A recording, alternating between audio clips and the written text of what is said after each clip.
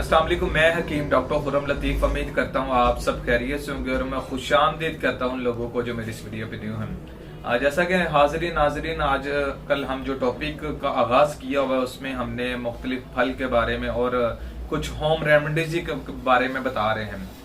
और आज की जो रेमेडी है ये बड़ी ही नायाब है और बड़ा ही इसके जो है नुस्खा जो है बड़ा ही मुफीद है और काफ़ी लोग जो है इससे फ़ायदा होता है। सबसे पहले तो मैं इसका फ़ायदा बता दूं, इससे ये कि जिसको जिस्म में दर्द रहती है, थकावट रहती है, सुस्ती रहती है, काहली रहती है, बेचैनी रहती है और इसके अलावा पट्ठों में खिंचाव रहता है और साथ में हड्डियों में कमज़ोरी रहती है और इसके अलावा जिसके पेट में दर्द रहता है और उसको मतली आती है और साथ में जो है नज़ला और ज़ुकाम रहता है और इसके अलावा जो अगर उसको मोशन लगे होते हैं तो उसके लिए हमने क्या करना है, एक बड़ा ही मुजर्रब नुस्खा जो चाय की सूरत में हमने इस्तेमाल करना है। अब चाय तो आप लोग इस्तेमाल करते हैं, मगर मैं एक चीज़ इधर बता दूं कि जिनका मिजाज गर्म होगा उनको ये नुकसान देगा, जिनका मिजाज जो है सर्द है, खुश्क है, उनको फ़ायदा देगा।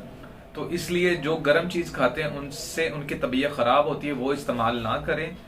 तो जिनकी तबीयत ख़राब नहीं होती वो इस्तेमाल कर सकते हैं। अब करना क्या है, चाय का इस्तेमाल तो आप करते हैं, तो आपने क्या करना है कि 3 अदद लौंग लेने हैं और साथ में एक दालचीनी का टुकड़ा लेना है। आपने उसको अच्छी तरीके से उसका कावा बनाना है। कावा बनाने के बाद आप उसके अंदर पत्ती डाल लें और उसके बाद आप दूध डाल के उसके बाद आप इस्तेमाल करें।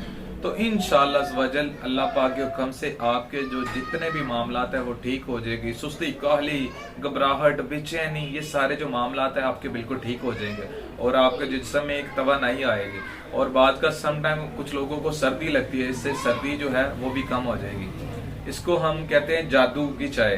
तो इसको इस्तेमाल करें और दिए गए नीचे मेरी जो फेसबुक जो यूट्यूब का चैनल है वहाँ पे इसके कमेंट्स लाजमी कीजिएगा ताकि मुझे पता लगे कि कितने लोगों ने इसको इस्तेमाल किया है। उम्मीद करता हूँ आपको मेरी ये वीडियो पसंद आई होगी। इसको लाइक और शेयर लाजमी कीजिएगा। अस्सलाम वालेकुम।